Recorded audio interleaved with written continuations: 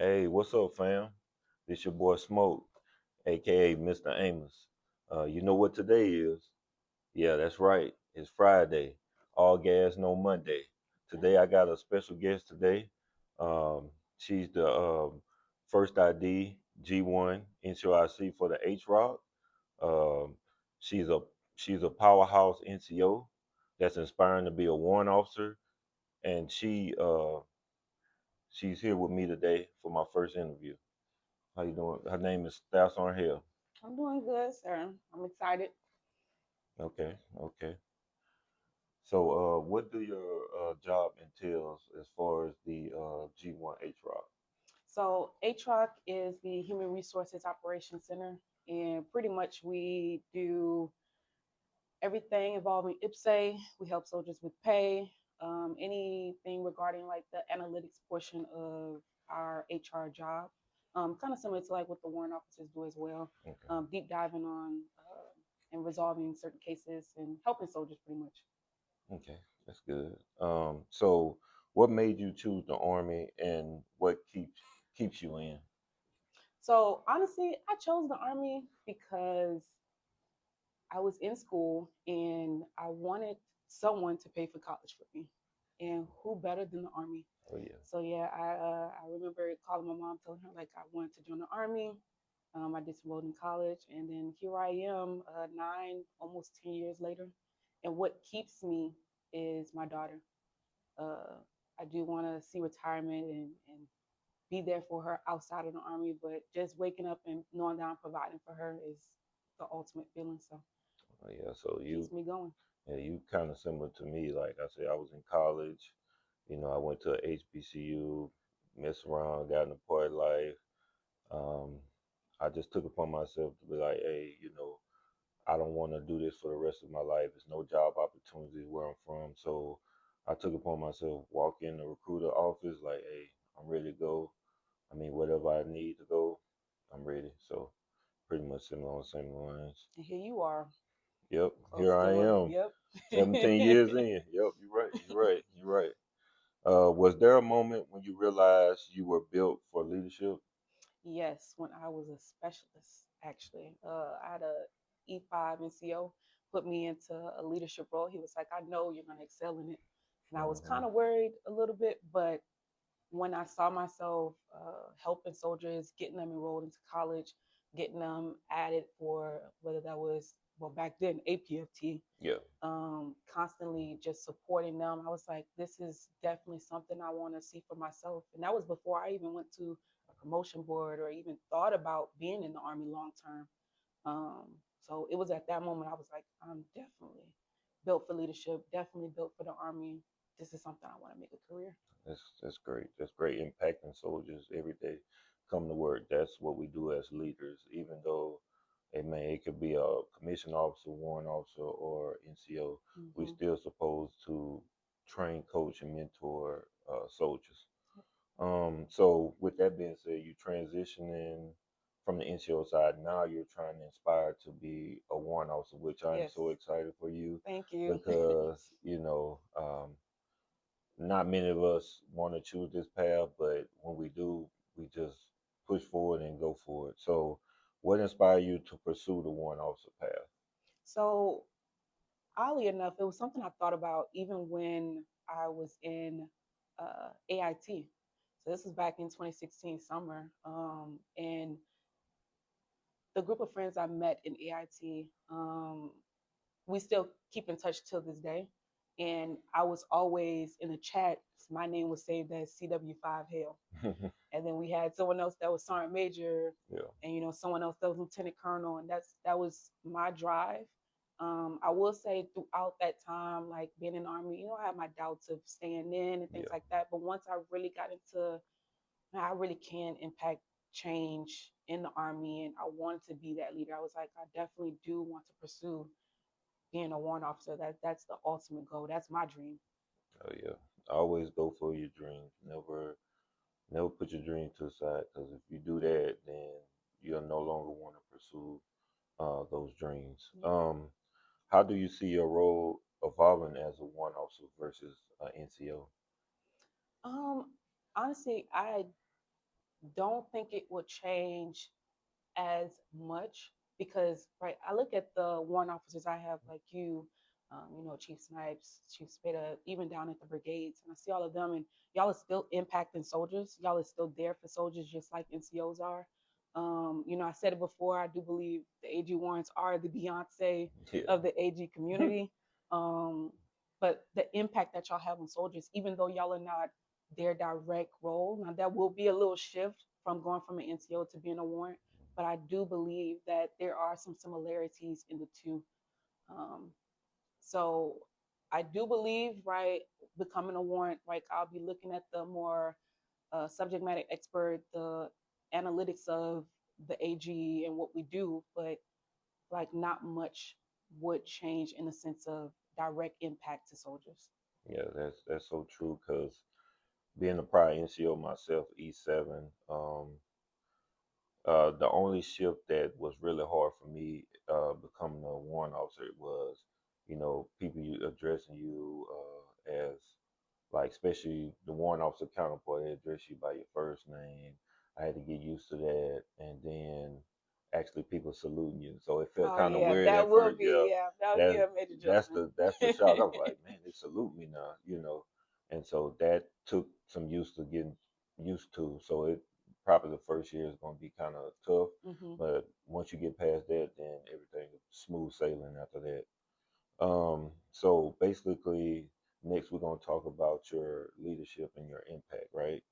What lesson will you always pass down to your soldiers? One lesson I still pass down every soldier I meet is that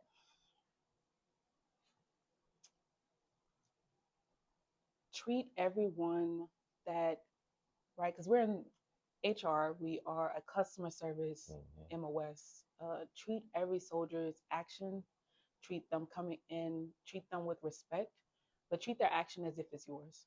Don't delay anything. Really put yourself in that person's shoes, especially when it comes to like pay.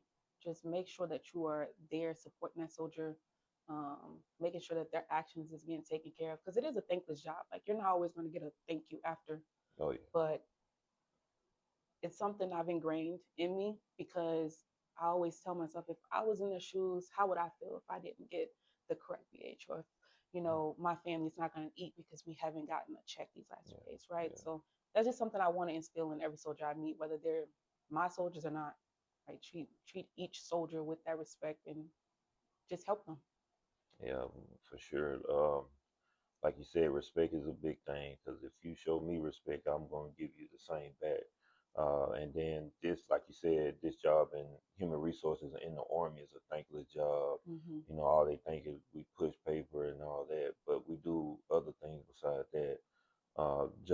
Just the impact and the look on them soldiers, because you, like you said, you got to think if if we was in the same shoes as them, what would want. Admin wise to fix all our problems. So Right. definitely, that's definitely a big one impacting soldiers. Um, how do you lead when no one's watching? How do I lead when no one's watching? I think I lead the same. I still maintain my discipline, maintain my same. I'm me regardless, right? I'm gonna be me. So what soldiers see, what I place in front of soldiers, and how I am in front of soldiers is exactly how I am outside of soldiers watching and things like that. So um, when no one's watching, I just make sure I'm doing the right thing at all times.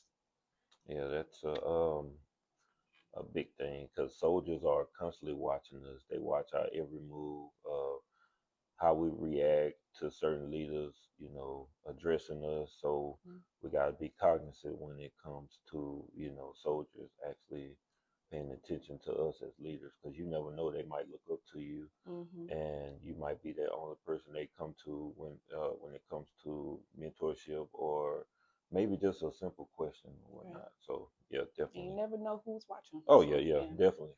Don't never know. What's one word that'll define your leadership style? don't have one word. I would say it is two words, unless it's hyphenated. I would say tough love.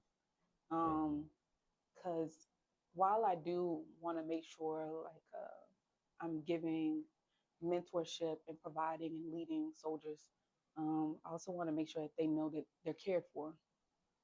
So it might be tough in the beginning, like, okay, I need this, this, and this. And they may be looking like, oh, it's a lot that she's asking from me, but I'm trying to build that soldier up to become the best that they can be and become an NCO eventually as well. But also still having that care and that love on the side as well. To let them know, like, you can come to me whether it's about work, personal life, um, anything that they're dealing with, they can always come to me. So I would say my leadership style would be a bit of tough love. Oh yeah, I would figure that. So it was like since you're a parent yourself with your daughter, I Mm-hmm. would figure you'd be like a mother figure to some, that far away from family being here, Yep. at Fort Riley. Um, what's the biggest myth about being an NCO? The biggest myth about being an NCO, hmm, I would say,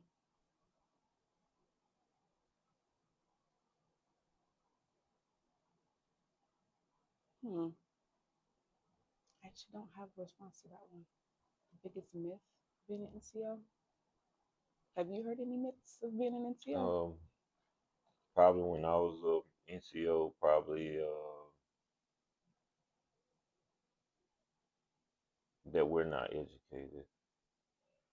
So a lot of leaders, senior leaders, like officer side, they think, oh, we're not educated because we're NCOs. We're the Mm, doer bees and the work bees. But in nationality, I met, sergeant first class and staff sergeants that had bachelor's, master's this degrees. is very true. And so that myth, I think, needs to go out the window because you never know a person's background or know where they came from unless you had a conversation with them or actually uh, talk to them. So Agreed. you never know. Okay. What's your favorite Army memory? Oh, favorite Army memory would probably be my first ever going to the field.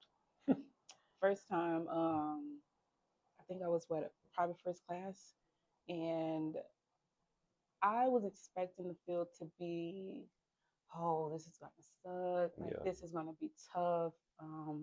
I had my daughter at the time, so I'm like, I'm gonna be away from my child.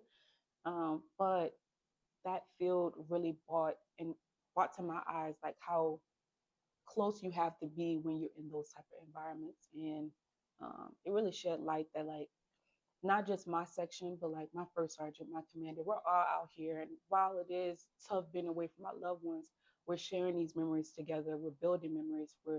Um, we're eating together. We're Hmm. laughing. We're sharing memories. While we also are getting some good training and things like that, but that really brought light to my eyes, and that was another reason why after that exercise, I was like, I think I could see myself deploying. I would love to deploy one day. Yeah. So I'll be getting that opportunity soon. Yeah.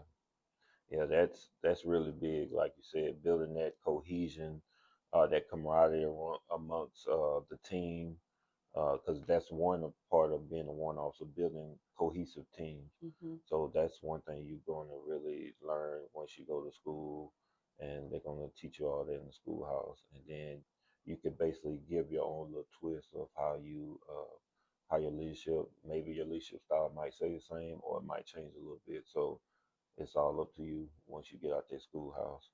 Um, so biggest question: what does all gas, no Monday means to you? All gas, no Monday means every day should be treated like it's a Friday, Oh right? yeah. We pushing through. A lot of people dread the start of the week, but that Monday, that should be the setting stone building into that week, right? We Hmm. should be going 100 that day moving forward, right? So I think that's what all gas, no Monday means Oh to yeah, me. I like your answer because we try to implement those, inspire those doers. That's gonna paint the path forward, right? And not only that, but like you said, Monday everybody drags, right? So we Hmm. gotta always have that mindset, that mentality. All gas, no Monday, right? and push through the week till we get to Friday, Friday. Yep. and then it's all Friday vibes from there. So yeah, most definitely. So if you like this story and it inspired you, please drop a fire emoji. Um, this is what actually leadership looks like. You know, getting the time to talk to leaders and understand their history and their background of where they came from. So if this inspired you, let me know who was that leader that inspired you uh, to stay in the army, or either mentored you. Just let them know. This is all for all gas. No Monday. This your boy Smoke, and we're gonna continue to give real stories and inspiring stories to help you make sure you carry Friday every single day. And I'm out.